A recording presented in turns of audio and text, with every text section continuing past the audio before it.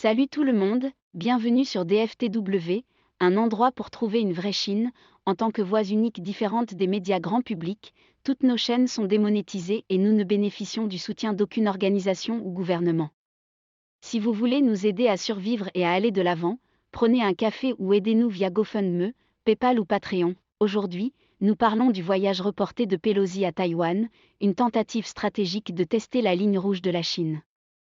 Lors d'une conférence de presse du ministère des Affaires étrangères le 7 avril, Bloomberg a posé des questions sur le projet de la présidente de la Chambre des États-Unis, Pelosi, de se rendre à Taïwan le 10 avril 2022, après sa visite prévue au Japon. Le journaliste de Bloomberg a également mentionné que Nancy Pelosi était la première présidente de la Chambre des représentants prévoyant de se rendre à Taïwan au cours des 25 dernières années. En tant que présidente de la Chambre des représentants des États-Unis, elle est une personnalité politique extraordinaire et cruciale aux États-Unis, se classant numéro 3, après le président américain Biden et le vice-président Harris. La réponse de la partie chinoise a été claire. Zhao Lijian a répondu : la Chine est fermement opposée à tout contact officiel entre les États-Unis et Taïwan.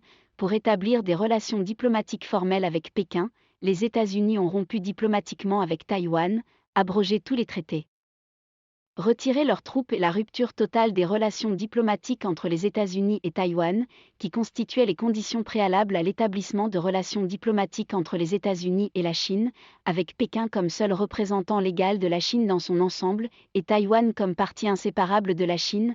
Le Congrès américain fait partie intégrante du gouvernement américain dans un sens plus large, une partie du système bureaucratique américain. On s'attend à ce qu'il adhère strictement à la politique d'une seule Chine poursuivie par les États-Unis. Si Pelosi devait se rendre à Taïwan, elle ne serait pas une personne se représentant elle-même ou un membre ordinaire du Congrès, mais le président de la Chambre des représentants, de sorte que sa visite entraînerait une conséquence qui violerait gravement le principe d'une seule Chine, et les dispositions des 3 communiqués conjoints Amérique-Chine portent gravement atteinte à la souveraineté et à l'intégrité territoriale de la Chine et ont un impact significatif sur les fondements politiques des relations sino-américaines. Cela enverrait un message dangereux aux éléments indépendantistes de Taïwan. La Chine s'oppose fermement à sa visite à Taïwan et a fait des démarches solennelles auprès de la partie américaine. Supposons que la partie américaine soit décidée à suivre sa propre voie. Dans ce cas, la Chine prendra fermement des mesures résolues et énergiques pour défendre sa souveraineté nationale et son intégrité territoriale. Toutes les conséquences causées par cela doivent être entièrement à la charge de la partie américaine.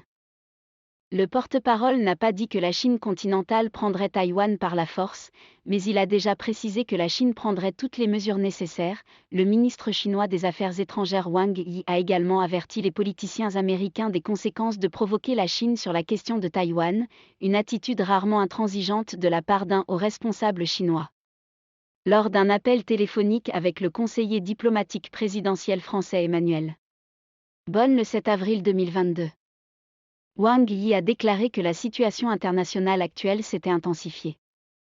Les États-Unis ont continué à insister sur le respect de la souveraineté et de l'intégrité territoriale d'un pays sur la question ukrainienne. Pourtant, il a franchi de manière flagrante la ligne rouge d'une seule Chine sur la question de Taïwan, un double standard typique. Supposons que le président de la Chambre des représentants des États-Unis, en tant que dignitaire d'un pays, se rende sciemment à Taïwan. Dans ce cas, ce serait une provocation malveillante à la souveraineté de la Chine et une ingérence flagrante dans les affaires intérieures de la Chine. Les expressions « provocation malveillante » et « ingérence grossière » envoient un signal politique dangereux au monde extérieur. Cela équivaut à donner un chèque en blanc aux forces de l'indépendance de Taïwan et à les encourager à prendre des initiatives risquées qui empiéteront sur la ligne rouge de la souveraineté. Ce qui activerait la loi anti-sécession chinoise. Pour être plus simple, la Chine pourrait prendre le contrôle de Taïwan de force si Nancy Pelosi osait se rendre à Taïwan. Finalement, Nancy Pelosi a été frappée par le Covid et a raté le voyage à Taipei. Ironiquement, elle s'est remise du virus aussi vite qu'elle l'avait contracté à la hâte.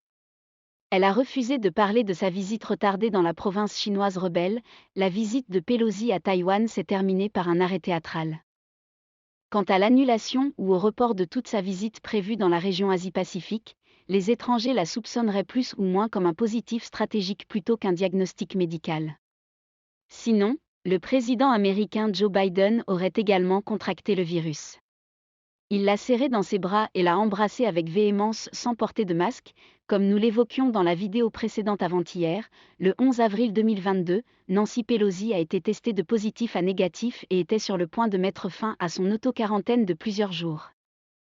Puiseau a immédiatement attiré beaucoup d'attention car beaucoup voulaient savoir si elle continuerait son voyage reporté malgré l'opposition répétée de la Chine. La Chine peut utiliser de nombreux outils pour empêcher les politiciens américains de se rendre à Taïwan. La première consiste à établir une zone d'exclusion aérienne, une zone temporairement réservée par un gouvernement pour interdire le passage des aéronefs. Après avoir établi la zone d'exclusion aérienne, si l'avion de Pelosi pénètre dans l'espace aérien au-dessus de Taïwan, les avions militaires chinois peuvent avertir et chasser son avion s'il n'a pas de problème de qualité dans les airs et retourner aux États-Unis. C'est aussi une méthode pour la Chine de prôner sa ferme détermination à défendre Taïwan. Le média officiel chinois, The Global Times, avait proposé un contre-plan pour faire voler des avions de combat au-dessus de Taïwan lorsque les États-Unis ont révélé qu'ils souhaitaient envoyer une délégation à Taïwan.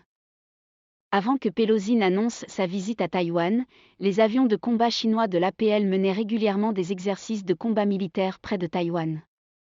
Certains ont même suggéré à Pékin de lancer un missile d'essai à travers Taïwan pour montrer sa détermination. La Chine peut également imposer des mesures anti-sanctions contre Pelosi et les forces qui la soutiennent, coupant les liens entre elles et la Chine continentale, Hong Kong et Taïwan, puisqu'elle a sanctionné l'ancien secrétaire d'État Mike Pompeo et ses semblables au début de 2021. De nombreux groupes politiques ont des intérêts fondamentaux en Chine. Si Pékin les empêche de gagner de l'argent sur le plus grand marché du monde, la vie politique de Nancy Pelosi se terminera avant une bonne journée pour partir. À l'heure actuelle, la partie taïwanaise invite Nancy Pelosi à poursuivre son voyage retardé, mais il n'y a eu aucune réponse de la part des États-Unis, et nous pensons que le président de la Chambre devrait réfléchir à la question de savoir si elle devrait prendre le risque. Le voyage divulgué de Nancy Pelosi à Taïwan par un tabloïd japonais était très probablement un complot visant à tester la tolérance de la Chine, une pratique courante pour les politiciens américains. Le 7 janvier 2021, alors que Pompeo quittait ses fonctions, il voulait envoyer l'émissaire américain à l'ONU, Kelly Craft, pour visiter Taïwan. L'armée chinoise a menacé de l'arrêter dans le ciel, et Mike Pompeo a dû annuler toutes les visites en attente, et Kelly Craft n'a pas réussi. Cette fois, Nancy Pelosi est une responsable américaine plus critique que Kelly Craft, et nous pouvons imaginer à quel point la réponse de la Chine sera violente à son éventuelle visite à Taipei. La Chine et les États-Unis sont deux piliers essentiels du monde et ils possèdent le pouvoir de se détruire mutuellement et de détruire le monde militairement. La plupart des membres du Congrès américain ont vécu assez longtemps, comme Nancy Pelosi, qui a 82 ans et a vécu beaucoup plus longtemps que la plupart des Américains. Mais sérieusement, sont-ils prêts à mettre le continent américain en danger en acculant l'APL chinoise? La Chine a envoyé 22 avions de transport Y-20 en Serbie les 9, 10 et 11 avril 2022. Nous pensons qu'il devrait y avoir une corrélation avec la provocation américaine à Taïwan en vendant des armes et en planifiant le voyage de Nancy Pelosi à Taïwan. Ni les Chinois ni les Américains ne sont comme Jésus le Christ, revenant à la vie un lundi après avoir été épinglé sur un crucifix à Pâques. Prions et espérons que Nancy Pelosi reste dans son propre pays et prend soin de son peuple au lieu de tester la qualité d'un avion Boeing dans des turbulences.